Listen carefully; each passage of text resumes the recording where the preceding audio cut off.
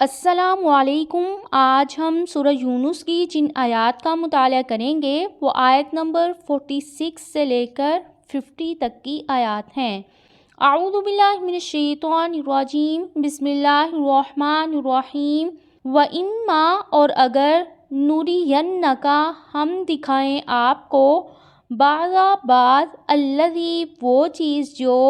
نعدہم ہم وعدہ کرتے ہیں ان سے، او نتوفینک یا ہم فوت کر دیں آپ کو، فإلینا تو ہماری ہی طرف مرجعہم ان کا لوٹنا ہے، ثم پھر اللہ تعالی شہید خوب گواہ ہے، علی اس پر ما جو یفعلون وہ کرتے ہیں۔ اسلام کے غلبے اور مخالفین کی ذلت و خواری یعنی قتل و قید اور شکست کے جو وعدے ہم ان کفار سے وقتاً فوقتاً کرتے رہتے ہیں، اگر ہم ان میں سے بعض آپ کی زندگی میں ہی پورے کر کے آپ کو دکھلا دیں یا ان میں سے بعض کے پورا کرنے سے پہلے ہی آپ کو اٹھا لیں، دونوں حالتوں میں انہیں ہماری ہی طرف لوٹنا ہے۔ اللہ تعالیٰ اس پر اچھی طرح گواہ ہے جو کچھ یہ لوگ کر رہے ہیں، وہاں وہ ان کا انجام آپ کو دکھا دے گا۔ اللہ تعالیٰ نے ان میں سے کچھ وعدے آپ کی زندگی میں پورے کر دیے تھے، مثلاً اہل مکہ پر قحط، بھوک اور خوف کا مسلط ہونا، اس قحط کی وجہ سے ان کا ہڈیاں تک کھا جانا اور زمین اور آسمان کی طرف سے انہیں طرف دھواں نظر آنا، حتیٰ کہ اس وقت کفار کے سردار ابو سفیان نے رسول اللہ صلی اللہ علیہ وسلم سے آ کر یوں بارش کی دعا کی درخواست کی، اے محمد بے شک تیری قوم کے لوگ ہلاک ہو گئے ہیں، بس اللہ تعالیٰ سے دعا کریں کہ وہ ان سے اس مصیبت کو دور کر دے۔ تو وَلِكُلِّ أُمَّةٍ اور ہر امت کے لیے رسول ایک رسول ہے، فَإِذَا پھر جب جاء آ جاتا ہے رسولہم ان کا رسول، قُضِیَ فیصلہ کر دیا جاتا ہے، بینہم ان کے درمیان، بالقسط انصاف کے ساتھ، وہم اور وہ لا یظلمون نہیں وہ ظلم کیے جاتے۔ اس آیت کی دو تفسیریں ہیں کہ دنیا میں ہر قوم کی طرف کوئی پیغام پہنچانے والا بھیجا جاتا ہے، پھر اس کی نافرمانی اور فرمانبرداری کو مد نظر رکھ کر جزا اور سزا کا فیصلہ انصاف کے ساتھ کیا جاتا ہے۔ دوسرا مفہوم یہ ہے کہ قیامت کے دن ہر امت کے سامنے اس کے رسول کا بطور شاہد پیش ہونا ہے، اس امت کو اللہ تعالیٰ کا پیغام پہنچا دیا ہے، پھر وہ سب لوگ بھی جنہوں نے دوسروں تک پیغام حق پہنچایا بطور گواہ پیش ہوں گے، پھر ان کی شہادت کی روشنی میں انصاف کے ساتھ فیصلہ ہوگا۔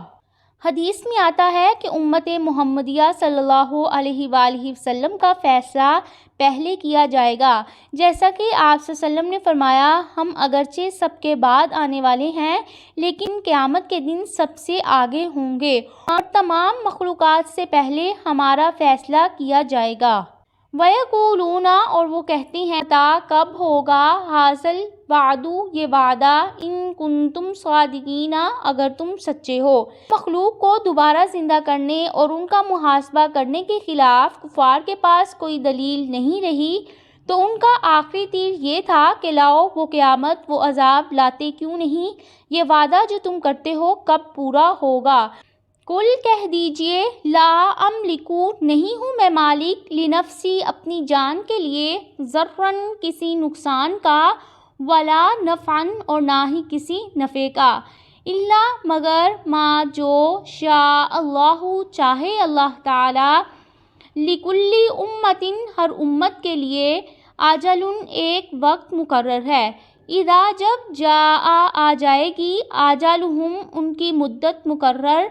فلا تو نہیں، یستأخرون وہ پیچھے رہ سکیں گے، ساعتاً ایک گھڑی، ولا یستقدمون اور نہ ہی وہ آگے بڑھ سکیں گے۔ اللہ تعالیٰ نے اپنے رسول کو ہدایت کی کہ انہیں جواب دیں، میرے اختیار میں تو کوئی بات نہیں ہے، میں تو اپنے نفع اور نقصان کا بھی مالک نہیں ہوں، اللہ تعالیٰ کا غلام اور اس کا رسول ہوں، مجھے جو بات بتلا دی جاتی ہے تو وہی جانتا ہوں۔ اس نے مجھ سے فرمایا ہے کہ قیامت ضرور آئے گی، نہ اس نے مجھے اس کا خاص وقت بتایا ہے اور نہ ہی میں تمہیں بتا سکتا ہوں، سارا اختیار اللہ تعالیٰ کے پاس ہے۔ البتہ اللہ تعالیٰ نے ہر امت کے لیے ایک وقت مقرر کیا ہوا ہے، اس وقت تک وہ مہلت دیتا ہے، لیکن جب وہ وقت آ جاتا ہے تو پھر وہ ایک گھڑی پیچھے ہو سکتا ہے اور نہ ہی آگے سرک سکتا ہے۔ قل کہہ دیجئے ارائیتم، کیا غور کیا تم نے، ان اگر آتاکم آ جائے تمہارے پاس، عذابہ اس کا عذاب، بیاتن رات کو، او نہارن یا دن کو، ماذا کیا ہے، یستعجلو جو وہ جلدی طلب کر رہے ہیں، منہ اس میں سے، المجرمون مجرم۔ عذاب کے آنے میں ایسی کون سی مزے اور خوشی کی بات ہے جس کی وجہ سے مجرم اسے جلد طلب کر رہے ہیں؟ حالانکہ ایک مجرم کے لائق تو یہ تھا وہ ملنے والی سزا کے تصور سے ہی کانپ اٹھتا۔ یہ تھی آیات جن کا ہم نے مطالعہ کیا۔